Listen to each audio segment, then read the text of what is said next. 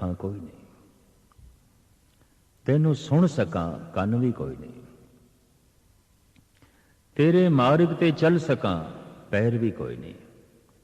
ਤੇਰਾ ਦਾਮਨ ਪਕੜ ਸਕਾਂ ਹੱਥ ਵੀ ਕੋਈ ਨਹੀਂ। ਗਿਆਨ ਇੰਦਰੀਆਂ ਦੇ ਨਾਲ ਕਰਮ ਇੰਦਰੀਆਂ ਦਾ ਵੀ ਜ਼ਿਕਰ ਕਰ ਦਿੱਤਾ ਹੈ। ਕਰਮ ਇੰਦਰੀਆਂ ਦੇ ਵਿੱਚ ਹੱਥ ਪੈਰ ਆ ਜਾਂਦੇ ਨੇ। ਕਿਰਿਆਵਾਂ ਸਾਰੀਆਂ ਰੁਕ ਜਾਣਗੀਆਂ, ਅਗਰ ਹੱਥ ਨਹੀਂ ਤੇ ਦੋਵੇਂ ਪੈਰ ਨਹੀਂ, ਸਾਰੀ ਕਿਰਿਆ ਰੁਕ ਜਾਏਗੀ। ਕ੍ਰਿਤ ਕਰਮ ਸਾਰੇ ਦੇ ਸਾਰੇ ਜੋ ਹੈ ਰੁਕ ਜਾਣਗੇ। ਜ਼ਬਾਨ ਭਾਵੇਂ ਗਿਆਨ ਇੰਦਰਾ ਹੈ ਪਰ ਕਰਮ ਇੰਦਰਾ ਵੀ ਹੈ, ਬੋਲਦੀ ਹੈ।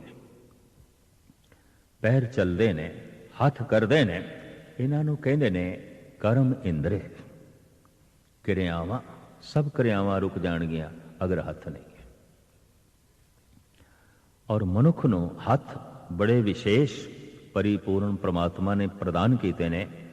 ਔਰ 4 ਉਂਗਲੀਆਂ ਦੇ ਨਾਲ ਅੰਗੂਠਾ ਤੇ ਬਹੁਤ ਮਹਾਨ ਹੈ। ਮਨੁੱਖ ਦੀ ਬਹੁਤ ਵੱਡੀ ਵਿਕਾਸ ਜੋ ਮਨੁੱਖਤਾ ਦੇ ਦਰ ਤੇ ਹੋਈ ਹੈ, ਇਹਨਾਂ ਉਂਗਲੀਆਂ ਤੇ ਹੱਥਾਂ ਦਾ ਸਦਕਾ ਹੋਈ ਹੈ।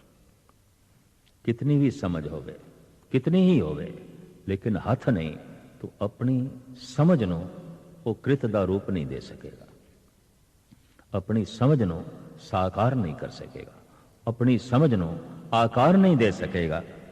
तो ਧੰਨ ਗੁਰੂ ਅਰਜਨ ਦੇਵ ਜੀ ਮਹਾਰਾਜ ਕਹਿੰਦੇ ਨੇ, ਇਹ ਪਰਿਪੂਰਨ ਪਰਮਾਤਮਾ ਤੈਨੂੰ ਵੇਖ ਸਕਾਂ ਅੱਖਾਂ ਕੋਈ ਨਹੀਂ, ਪਰ ਤੈਨੂੰ ਸੁਣ ਸਕਾਂ ਮੇਰੇ ਕੋਲ ਕੰਨ ਵੀ ਨਹੀਂ।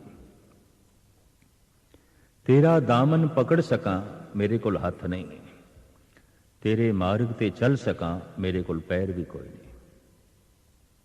ਭੁਜ ਬਲ ਵੀਰ ਬ੍ਰਹਮ ਸੁਖ ਸਾਗਰ ਗਰਤ ਪਰਤ ਗਹਿ ਲੇਹੋ ਅੰਗੁਰੀਆ ਸਰਵਨ ਨ ਸੁਰਤ ਨੈਨ ਸੁੰਦਰ ਨਹੀਂ ਆਰਤ ਦੁਆਰ ਰਟੁਤ ਪਿੰਗੁਰੀਆ। ਪਿੰਗਲਾ ਵੀ ਹਾਂ, ਟੁੰਡਾ ਵੀ ਹਾਂ। ਧੰਨ ਗੁਰੂ ਨਾਨਕ ਦੇਵ ਜੀ ਮਹਾਰਾਜ ਦੇ ਹੋਰ ਬੋਲ, ਦਿਸੇ ਸੁਣੀਏ ਜਾਣੀਏ ਸਾਉ ਨਾ ਪਾਇਆ ਜਾਏ, ਰੋਹਲਾ ਟੁੰਡਾ ਅੰਧੋਲਾ क्यों गल लगे दाए। जो अंधा है, बहरा है, टुंडा है, लंगड़ा है, परमात्मा की प्राप्ति किस तरह होगी? शरीरक तल पे कोई लंगड़ा होवे, टुंडा होवे, अंधा होवे, बहरा होवे, गूंगा होवे ते पत्थर ते उस मनुख दे फर्क की है? अध्यात्मक तल ते सारे ही पत्थर ने, सारे ही पत्थर ने।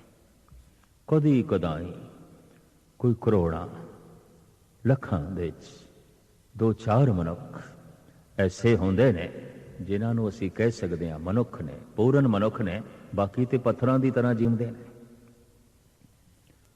ਨਾ ਕੁਛ ਦਿਖਾਈ ਦਿੰਦਾ, ਨਾ ਕੁਛ ਸੁਣਾਈ ਦਿੰਦਾ, ਨਾ ਸੱਚ ਦੇਖਣਾ, ਨਾ ਸੱਚ ਸੁਣਨਾ, ਨਾ ਸੱਚ ਦੀ ਸਪਰਸ਼ਤਾ, ਨਾ ਸੱਚ ਦਾ ਸਰੋਤ। ਪੱਥਰ ਹੀ ਪੱਥਰ। ਕਈ ਦਫਾ ਐਸਾ ਵੀ ਅਨੁਭਵ ਹੁੰਦਾ ਹੈ कि मनुख ਨੂੰ पत्थर इतने प्यारे क्यों ने? ये अपना नाम ही पत्थरां ते लिखना चाहता है। ये बहुत वड्डे रिश्ते संबंध भी पत्थरां नाल ही जोड़ना चाहता है।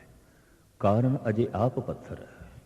जब आप पत्थर है तो ऐसे मनुख दा परमात्मा पत्थर है। जब आप पत्थर है तो अपना नाम भी इसनूं पत्थरां ते ही चाहिदा है। इहदा नाम पत्थर उजागर करन नहीं, तेरा नाम पत्थर क्यों उजागर करन? तेरा नाम परमात्मा दे नाम नाल उजागर होवे, ईश्वर करके उजागर होवे।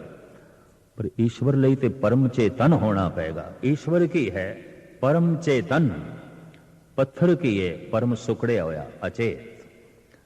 अगर कह दईए सब तो चेतन कौन है? परमात्मा। सब तो अचेत कौन है? पत्थर। बाकी विचकार दा जगत है। पत्थर तो थल्ले होर कोई अचेत नहीं ते परमात्मा तो अगे कोई सुचेत नहीं। पत्थर ते परमात्मा दे विचकार बाकी दा सारा जगत है। पत्थर नाल रिश्ता है ते पिछे मुड़ गया है, परमात्मा नाल रिश्ता है तो अगे जा रहा है। ये परम चेतन होंदा जा रहा है, अगां जा रहा है। ये अचेत होंदा जा रहा है तो पत्थर होंदा जा रहा है, पिछे मुड़ गया। सिर्फ पत्थर तो ही चोट नहीं लगती, मनुख तो भी चोट लगती है जब मनुख पत्थर हो जाए। शायद पत्थरों ने भी इतनी चोट नहीं पहुंचाई मनुख को जितनी मनुख ने मनुखा नूं चोट पहुंचाई है। शायद पत्थरां ने भी इतना जख्मी नहीं किया जितना मनुख ने मनुख नूं जख्मी किया है। शायद पत्थरां ने भी इतनी तबाही नहीं की थी जितनी मनुख ने मनुखता की तबाही की थी है। पत्थर पत्थर है, अचेत है, इतनी तबाही नूं जन्म नहीं दे सकता। मनुख रंचक मात्र, अंश मात्र, थोड़ा जिहा सुचेत है, उस पत्थर का इस्तेमाल कर सकता है। खुद भी पत्थर है ते बाहर दे पत्थरां दी वरतों भी कर सकता है। पत्थरां नाल बहुत कुछ तोड़ेगा और अपने आप नाल भी बहुत कुछ तोड़ेगा। मनुखता तो अज तक बहुत कुछ टुटिया है। कितने शहरां दी बर्बादी, कितने मुल्कां दी तबाही, कितने मनुखां दीयां लाशां, ये सिर्फ मनुख करके, क्योंकि मनुख पत्थर। सब तो जो अचेत है पत्थर, सब तो जो सुचेत है परमात्मा। पत्थर ते परमात्मा दे विचकार सारा जगत है। पिछे मुड़ जाइए पत्थर, अगे चले जाइए परमात्मा। तो मनुखता का सारा विकास चेतना ते खड़ा है। और चेतना गतिमान हो सके, आकार रूप दे सके, ज्ञान इंद्रे चाहिए, कर्म इंद्रे चाहिए। उन्हां दे विच अखां दी, रसना दी और कन्ना दी अपनी महानता है। नाद दा जगत, आवाज दा जगत खो जाएगा उत्थे अगर स्रोत शक्ति नहीं है, अगर कन नहीं है। जैसे जैसे कोई ध्यान मगन होता है, जैसे जैसे कोई सुचेत होता है, जैसे जैसे किसी का मन एकाग्र होता है, कन्ना की शक्ति बढ़ती है। असी वो कुछ भी सुन सकते हैं जो अज तक नहीं सुनिया। असी वो कुछ भी सुन सकते हैं जो साड़ी कल्पना तो भी परे है। असी वो कुछ भी सुन सकते हैं जो साड़ी समझ तो भी परे है। वो की है? परमात्मा दा नाद, परमात्मा की आवाज। कदी कदी सतपुरुषां ने उस आवाज को प्रगट करने की कोशिश की। उन्हां दे बैठ के श्री कृष्ण अक्सर कहते सन, परमात्मा के बोल सुनाई दे रहे हैं, परमात्मा की आवाज सुनाई दे रही है। ग्वाले कहते सानू भी सुनाओ, जे थानू सुनाई दे रही है सानू भी सुनाओ। तो श्री कृष्ण कहते मैं अपने कन्ना नाल सुन रहा, सुनावांगा तो जबान नाल, तो जबान नहीं सुना सकती। कन्ना ने जो सुने है जबान नहीं बयान कर सकती। इसनू मीरा इंज कहती है, अखा ने जो वेख्या है जबान नहीं बयान कर सकती। गिरा अनैन नैन बिन बानी, श्याम रूप किम कहों बखानी। मैं उस प्रभु दा रूप किस तरह बखान करा, मैं उस परमात्मा दी रूप रेखा अपनी जबान ते किस तरह लियावां। श्याम रूप किम कहों बखानी, गिरा अनैन नैन बिन बानी। अखा ने वेख्या पर अखा कोल जबान नहीं है, किस तरह कहणगियां? जबान कह रही है पर जबान ने वेख्या नहीं है। तो मीरा कहती है वड्डे तो वड्डे संत दे बोल भी अधूरे होणगे, क्योंकि जबान जो कह रही है उसने वेख्या नहीं। वड्डे तो वड्डे संत कोल भी अखां की मजबूरी है, जो कुछ वेख रहा है कह नहीं सकता, अखां कह नहीं सकती। बहुत वड्डी मजबूरी है, जो वेखे है कह नहीं सकते, और जो कह रहे हैं वो उतना है नहीं, गल कुछ और है।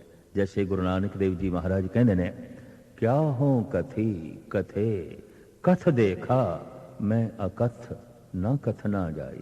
जो मैं देखे है मैं कथन किस तरह करा, मैं तो कह कह के देखे है नहीं कह सकता, नहीं कह सकता। जो मैं वेखे है मेरे कहने विच नहीं आउंदा। जे हो जाना आखा नाही, कहना कथन न जाई। जिन्हां ने वेख्या कह ना सके, पर जिन्हां ने वो नाद भी सुनिया सुना ना सके। यही कारण है कि परमात्मा अजे तक राज बने हुआ है, संत अजे तक राज बने हुए हैं।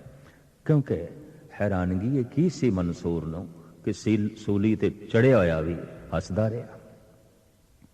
की सी गुरु अर्जन देव जी महाराज कोल तत्ती तवी ते बैठ के भी तपे नहीं, शांत बैठे रहे। ये की सी ईसा दे कोल सूली ते चढ़ के भी कहते हैं कि शुकराना तेरा धन्यवाद, जो कुछ हो रहा है ठीक हो रहा है, ठीक हो रहा है। ਇਹ ਕੀ ਸੀ ਕਿ ਸੂਲਾਂ ਦੀ ਸੇਜ, ਸੂਲੀ ਇੱਕ ਪਿੰਜਰਾ ਔਰ ਉਸ ਦੇ 'ਚ ਬੰਦ ਨੇ ਗੁਰੂ ਤੇਗ ਬਹਾਦਰ ਸਾਹਿਬ ਜੀ ਮਹਾਰਾਜ। ਫਿਰ ਵੀ ਕਹਿੰਦੇ ਨੇ ਅਨਹੋਣੀ ਕੁਛ ਵੀ ਨਹੀਂ, ਜੋ ਕੁਝ ਹੋਣਾ ਹੈ ਉਹੀ ਹੁੰਦਾ ਹੈ, ਅਨਹੋਣੀ ਕੁਛ ਵੀ ਨਹੀਂ ਹੈ। ਇਸ ਵਾਸਤੇ ਸਾਨੂੰ ਕੋਈ ਵੀ ਚਿੰਤਾ ਨਹੀਂ। ਚਿੰਤਾ ਤਾਂ ਕੀ ਕੀਜੀਏ ਜੋ ਅਨਹੋਣੀ ਹੋਏ, ਇਹ ਮਾਰਗ ਸੰਸਾਰ ਕੋ ਨਾਨਕ ਥਿਰ ਨਹੀਂ ਕੋਏ। ਅਨਹੋਣੀ ਤੇ ਕੁਛ ਵੀ ਨਹੀਂ, ਜੋ ਕੁਝ ਹੋ ਜਾਂਦਾ ਹੈ ਉਹ ਹੁੰਦਾ ਹੀ ਹੈ, ਉਹ ਤੇ ਹੋਣਾ ਹੈ। ਇਤਨੀ ਨਿਸ਼ਚਿੰਤਤਾ, ਇਤਨੀ ਬੇਪਰਵਾਹੀ, ਔਰ ਇੱਕ ਪਿੰਜਰੇ ਦੇ ਵਿੱਚ, ਔਰ ਸੂਲਾਂ ਦੇ ਪਿੰਜਰੇ ਦੇ ਵਿੱਚ ਜੋ ਚੁੱਭਦੇ ਨੇ, ਹਿਲਣ ਵੀ ਨਹੀਂ ਦਿੰਦੇ। ਤਾਂ ਆਮ ਬੰਦਾ ਹੈਰਾਨ ਹੈ ਕੀ ਹੈ ਨਾ ਪੁਰਸ਼ਾਂ ਦੇ ਕੋਲੋਂ, ਇਹ ਕੀ ਵੇਖ ਰਹੇ ਨੇ, ਇਹ ਕੀ ਸੁਣ ਰਹੇ ਨੇ, ਇਹ ਕੀ ਸੋਚ ਰਹੇ ਨੇ। ਰਾਜ਼ ਬਣਿਆ ਹੋਇਆ ਅਜੇ ਤੱਕ ਪਰਮਾਤਮਾ, ਰਾਜ਼ ਬਣੇ ਹੋਏ ਨੇ ਅਜੇ ਤੱਕ ਸੰਤ। ਸਮਝ ਦੇ 'ਚ ਨਾ ਪਰਮਾਤਮਾ ਆਇਆ, ਸਮਝ ਦੇ 'ਚ ਨਾ ਸੰਤ ਆਏ। ਇਹਦੇ ਉੱਤੇ ਮੈਂ ਇੱਕ ਤਸ਼ਬੀਹ ਦੇਣਾ ਹੁੰਦਾ। ਇੱਕ ਬੱਚੇ ਨੂੰ ਕੀ ਪਤਾ ਜਵਾਨੀ ਕੀ ਹੁੰਦੀ ਹੈ। ਸਾਰੇ ਜਵਾਨ ਬੱਚੇ ਨੂੰ ਦਿਖਾਈ ਦੇ ਰਹੇ ਨੇ, ਇਹ ਵੀ ਜਵਾਨ, ਉਹ ਵੀ ਜਵਾਨ, ਪਰ ਜਵਾਨੀ ਕੀ ਹੁੰਦੀ ਹੈ ਇੱਕ ਬੱਚੇ ਨੂੰ ਕੁਛ ਵੀ ਪਤਾ ਨਹੀਂ, ਕੁਛ ਵੀ ਪਤਾ ਨਹੀਂ। ਜਵਾਨ ਹੋ ਕੇ ਹੀ ਪਤਾ ਚੱਲਦਾ ਹੈ ਜਵਾਨੀ ਕੀ ਹੈ। ਪਰ ਇੱਕ ਜਵਾਨ ਨੂੰ ਕੀ ਪਤਾ ਬੁਢੇਪਾ ਕੀ ਹੁੰਦਾ ਹੈ। ਬੁੱਢੇ ਸਾਹਮਣੇ ਦਿਖਾਈ ਦੇ ਰਹੇ ਨੇ, ਬੁਢੇਪੇ ਦਾ ਕੁਛ ਵੀ ਪਤਾ ਨਹੀਂ। ਬੁੱਢੇ ਹੋ ਕੇ ਹੀ ਪਤਾ ਚੱਲਦਾ ਹੈ ਬੁਢੇਪਾ ਕੀ ਹੈ। ਇੱਕ ਜਵਾਨ ਨੂੰ ਕੀ ਪਤਾ ਬੁਢੇਪਾ ਕੀ ਹੈ। ਬੁੱਢੇ ਹੋ ਕੇ ਹੀ ਪਤਾ ਚੱਲਦਾ ਹੈ ਬੁਢੇਪਾ ਕੀ ਹੈ। ਔਰ ਇੱਕ ਬੁੱਢੇ ਨੂੰ ਕੀ ਪਤਾ ਮੌਤ ਕੀ ਹੁੰਦੀ ਹੈ, ਮਰ ਕੇ ਹੀ ਪਤਾ ਚੱਲਦਾ ਹੈ ਮੌਤ ਕੀ ਹੈ। ਇਹ ਤੇ ਸੰਤ ਹੋ ਕੇ ਹੀ ਪਤਾ ਚੱਲਦਾ ਹੈ ਸੰਤ ਕੀ ਹੈ। ਪਰਮਾਤਮਾ ਹੋ ਕੇ ਹੀ ਪਤਾ ਚੱਲਦਾ ਹੈ ਪਰਮਾਤਮਾ ਕੀ ਹੈ। ਔਰ ਪਰਮਾਤਮਾ ਨੇ ਅਵਸਰ ਦਿੱਤਾ ਹੋਇਆ ਹੈ, ਤੂੰ ਮੇਰੇ ਜੈਸਾ ਹੋ ਸਕਦਾ ਹੈ। ਭਗਤ ਕਬੀਰ ਕਹਿੰਦੇ ਨੇ, ਹਰ ਜਨ ਐਸਾ ਚਾਹੀਏ ਜੈਸਾ ਹਰਿ ਹੀ ਹੋਏ।